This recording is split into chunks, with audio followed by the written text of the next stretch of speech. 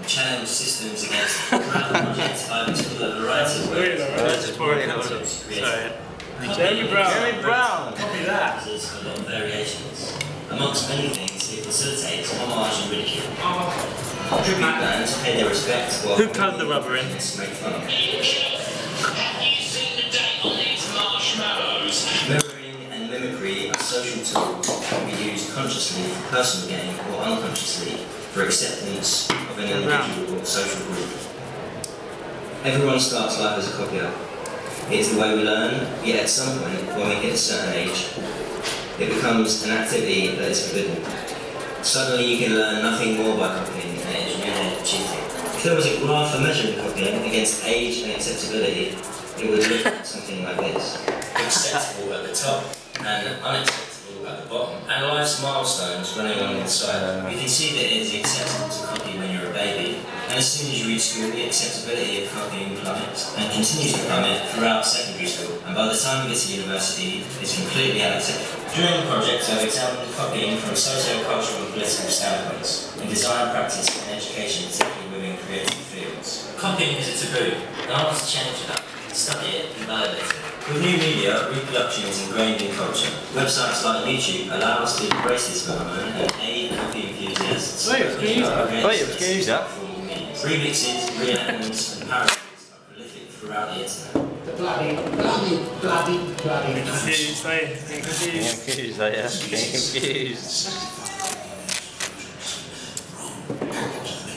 Terrible. Terrible. Shit. Oh shit. Right, okay. Although the internet is a catalyst for copy, I felt I also wanted a more behavioural way, the way children do when they copy their parents and friends. Before I continue, I feel I should backtrack so you can understand that I'm looking into the formulation of the project, and the beginnings of an interesting, wiggly, and sometimes confusing journey, in which my process has led me to the building of the ideology and personal outlook.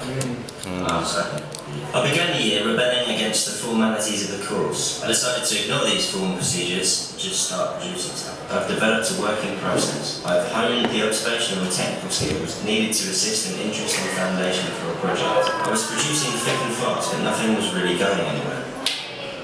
It was around this time I was photographing vast amounts of bollards. I decided to present them in a slideshow that massively overshot the allocated presentation time and bored everyone to death. This is the first time I was playing with format and ambling down a conceptual road that got me to where I am now. After drifting about for some time, studying the Situationist International and paying homage to Patrick Keeler's Robinson films, I kind of felt like my ideas were drying up. In the spur of the moment, I sent a nice Facebook post to a bunch of course mates that read, "I'm going to steal your ideas." This got quite a reaction from people, some quite unsettled by this, while others confronted me on the issue. At first, what was meant as a silly joke ended up readjusting my thinking. Inspired by the reaction on Facebook, I decided to explore this idea further, which took the form of an experimental video.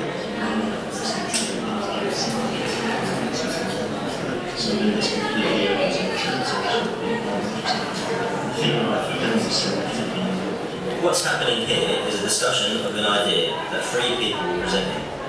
I then recorded myself saying exactly what the individuals were saying. This was clearly interesting, but quite hard to decipher the meaning. And it was not until the second iteration of the video and the viewing of the video that we start to get an idea of what's happening. I think there is it's quite playful, but at the same time with the big it's radical regard. So we're saying here's this proposal for this future.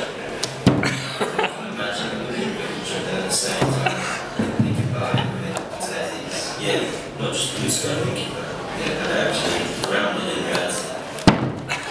This is what the characters are discussing an idea or intellectual property within an open forum. A third party comes and copies this intellectual property. What the copying does here is sterilises the human behaviour by removing body language and gesture. It takes what is said out of context and draws attention to flaws in speech, which in turn widens self-consciousness. There is also the added condition that the subjects being surrounded by friends and seniors, which all exaggerates the effect the copying has on the individual. As the initial shock factor wears off, most of the subjects respond more positively. I've reconstructed the video in a manner of way